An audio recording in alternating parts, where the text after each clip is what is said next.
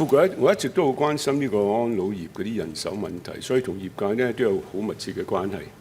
咁啊，我5月中嗰陣時參加咗一個安老服務傑出員工選舉嘅主席，嗰個總選面試。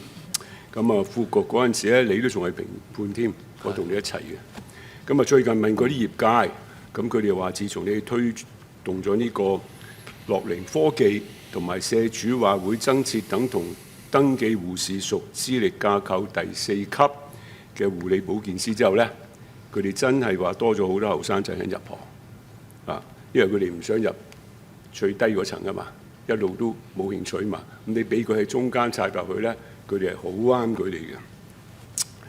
咁呢，咁而家仲有埋呢個輸入護理員嘅計劃啦，咁即係雙管齊下啦，係咪？你冇可能上邊嗰啲都仲要靠輸入噶嘛？咁啊，大大舒緩咗呢個人手不足，咁啊令到我對於安老業喺香港長遠嘅發展呢，信心係大咗好多。咁喺呢度呢，我都其實想衷心感謝你哋嘅。嗱，不過呢，佢又同我講，佢話上星期5政府宣布呢，會得增設渠道，放寬8項技術工種去輸入外勞啦。咁啊，最關安老業嘅呢，就係嗰個護士啦。咁啊，但係過往嘅手續其實就幾繁複嘅喎。咁啊，要跨越3個部門啦，係咪？咁啊，衛生署中央註冊組啦、護士管理局啦，同埋入境事務處啦。咁佢哋又好希望呢，即係你知啦，全香港啲人都知道你哋同政府申請啲嘢，3個部門呢已經即係驚驚地㗎啦。咁啊，希望你哋考慮下有冇法子點樣統籌，令到成個過程簡單啲喎。係咁多啫。好，局長。